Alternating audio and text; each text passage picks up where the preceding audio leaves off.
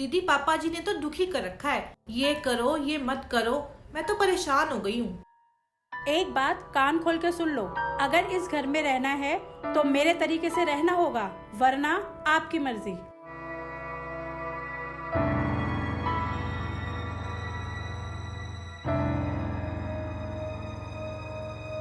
दादू आप सारी जिंदगी मुश्किलों से लड़ते आए हो, आज इतने कमजोर क्यों दिख रहे हो? चलो एक नई जिंदगी की शुरुआत।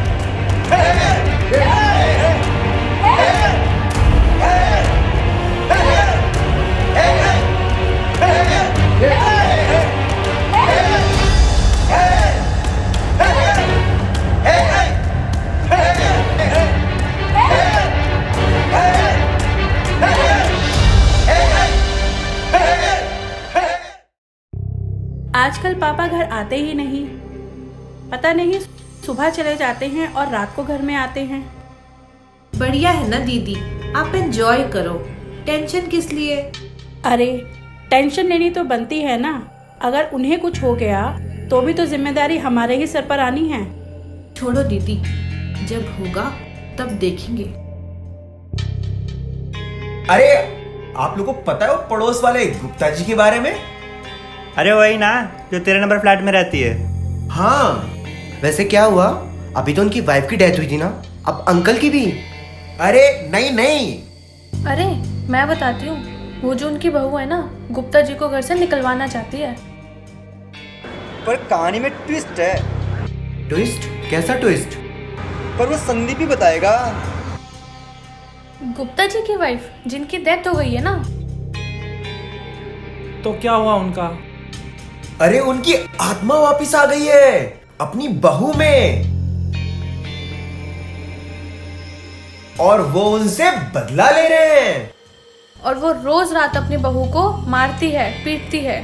और उसके हस्बैंड को लगता है कि वो पागल है और रोज उसको डॉक्टर के पास लेके जाते हैं। और कल फाइनली उसको पागल खाने भर्ती करवा दिया गया। ऐसे लोगों के साथ तो ऐसे ही होना चाहिए। सही हुआ, बिल्कुल ही सही हुआ, जैसी करनी वैसी बननी। सही बात है।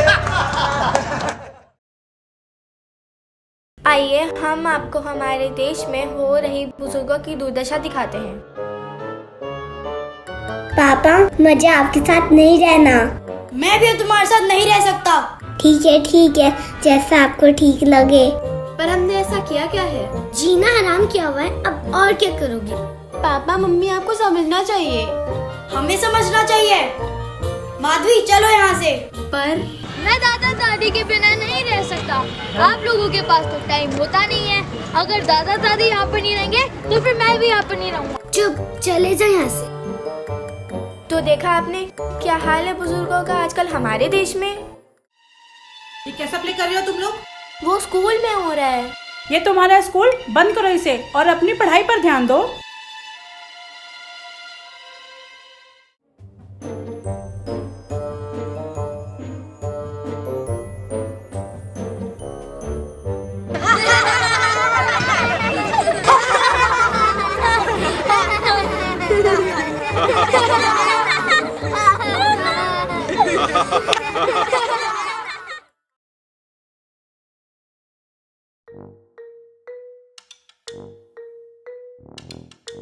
पापा, आप घर चलिए, ऐसे अच्छा नहीं लगता।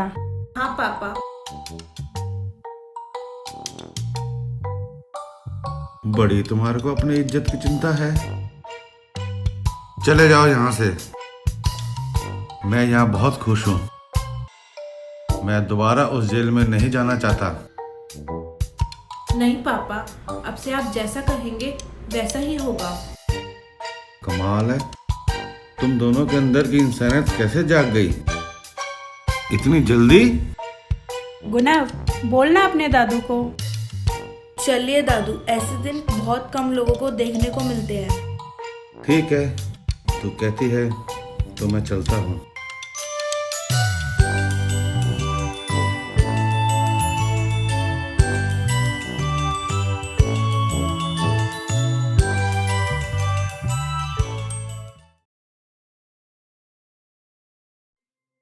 दीदी, पापा जी ने तो बहुत दुखी कर रखा है। ये मत करो, वो मत करो, मैं तो बहुत परेशान हूँ। दीदी, पापा जी ने तो दुखी कर रखा है। ये करो, ये मत करो, मैं तो परेशान हो गई हूँ। कान खोलकर सुन लो। मेरे घर में रहना है तो मेरे हिसाब से रहना होगा, वरना आपकी मर्जी।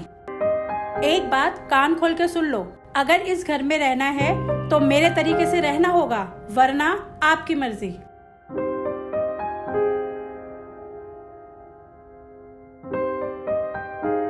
दादू, आप पूरी जिंदगी परेशानी से लड़ते आए हो, आज इतने कमजोर क्यों दिख रहे हो? चलो एक नई जिंदगी की शुरुआत करते हैं। हाँ बेटा, मैं अपने आप को कमजोर कैसे समझ सकता हूँ?